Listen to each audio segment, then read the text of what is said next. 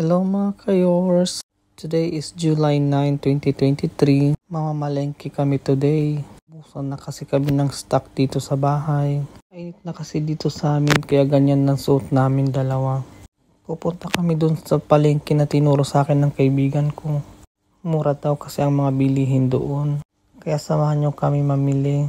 Let's go! Pababa na kami ng hagdan. Pakita ko sa inyo ang kalsada namin.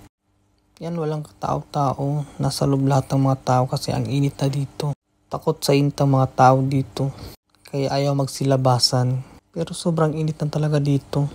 Palabas na tayo papuntang highway. Doon kasi ang tawiran papunta doon sa palengke. Doon kasi tayo sa overpass tatawid. Napakalinis at tahimik talaga ang lugar na to. Wala kang taong makikita dito masyado. Napaka-convenient ang lugar na to kasi malapit kami sa lahat. Tatawid na tayo dito sa overpass. Guys, sobrang ganda ng traffic nila dito. Walang ka-traffic. Magandang daloy ng traffic nila dito. Alam nyo ba kung bakit wala silang traffic masyado dito sa Japan? Kasi bawat kanto dito is may traffic lights.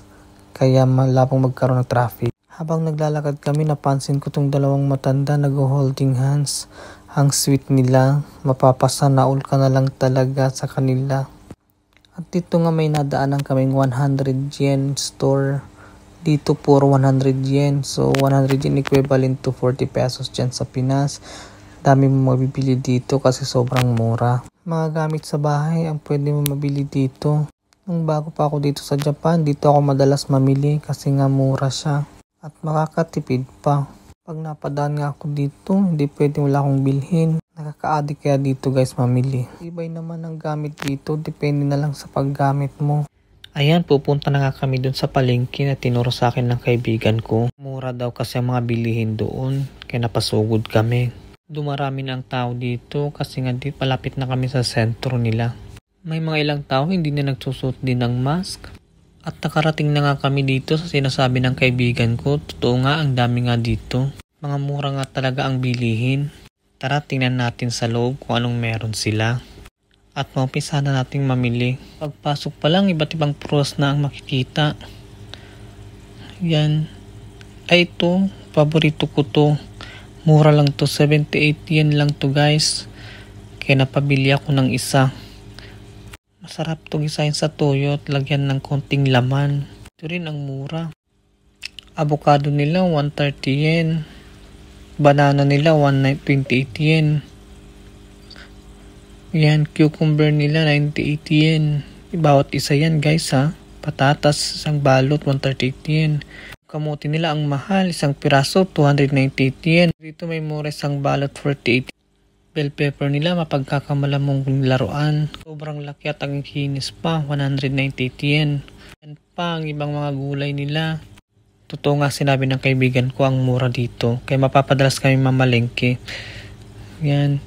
Ito, kumuha ako ng lumpia wrapper kasi gusto ko maglumpia. Hugis pa rin sukat ang lumpia wrapper dito guys. Dito ka rin makakabili ng iba't ibang mga hotdogs or sausages na may iba-ibang flavors.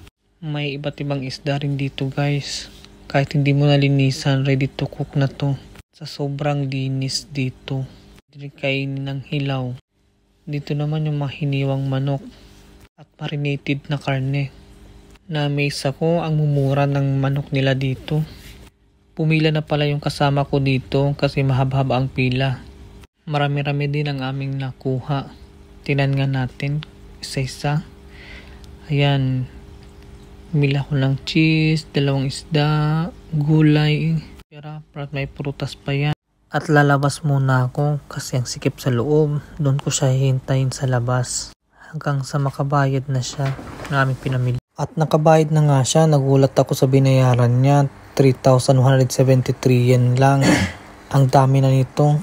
Totoo nga ang mura dito kaya mapapadalas na kami dito mamili. At isa-isa na nga namin pinapasok yung mga namili namin sa plastic bag. At para makatipid, nagdala rin kami ng eco bag. Kasi may bayad ang bawat plastic.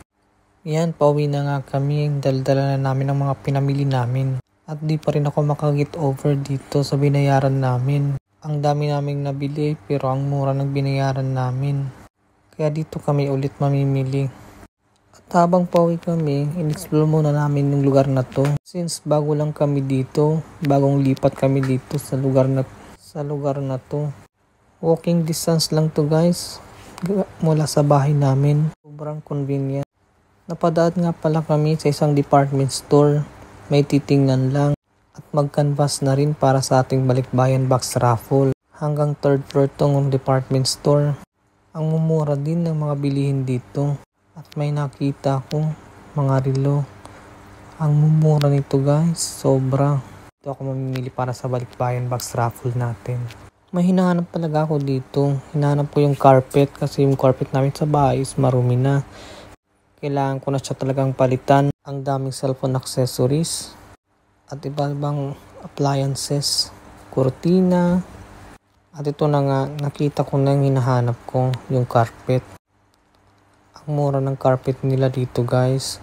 Kaso, hindi ko nagustuhan. Hindi ko nagustuhan yung design nila. Napakasimple lang ng design nila guys, kaya hindi ko siya gusto. Try ko nga sa online kung magkano at baka may magandang design. Lumabas na nga kami doon at naglakad-lakad ulit. At baka may makita pa kaming store. Hindi lang pala bata ang nagbibisikleta dito guys, pati rin mga matatanda. Mode of transportation nila dito guys is bisikleta. Kaya bawat kalye may bisikleta dito. Habang kami naglalakad, nadaanan namin tong vintage shop. Lahat dito luma. At ang mura dito guys. Kung baga vintage na to. Kaya dito ko nabili yung mga keychains ko. Nagagawin ko ng collections. Tingnan nyo naman guys yung mga presyo. 150 yen, 100 yen. Ang dami rin kayang namimili dito. Mga antigo talaga, may mga libro, diba? Ito nga ang dal nila, ang ganda. Nasa magkano kaya to? Tignan nga natin ang presyo. Oh, nasa 300 yen lang pala to. Yan yung mga vase nila. 600 yen, 600 yen. Yung pinakamalaki is 1,000 yen. Sobrang mura dito guys. Yung kasama ko, iba rin ang hilig. Nung una natakot ako dito kasi nga kakaiba siya. Ang tinignan ko ng malapitan, maganda pala pang display sa bahay. Tinatanong niya ako kung alin daw ang mas maganda. Sabi ko yung may tusok-tusok. Yan mga magazine, vintage lahat ng mga yan. At yan na nga napili naming dalawa para sa bahay. Nagtingin-tingin pa kami ulit kung anong pwede naming bilhin. Hindi kasi kami pwedeng bumili ng malalaki kasi maliit lang bahay namin. Hindi magkakasya.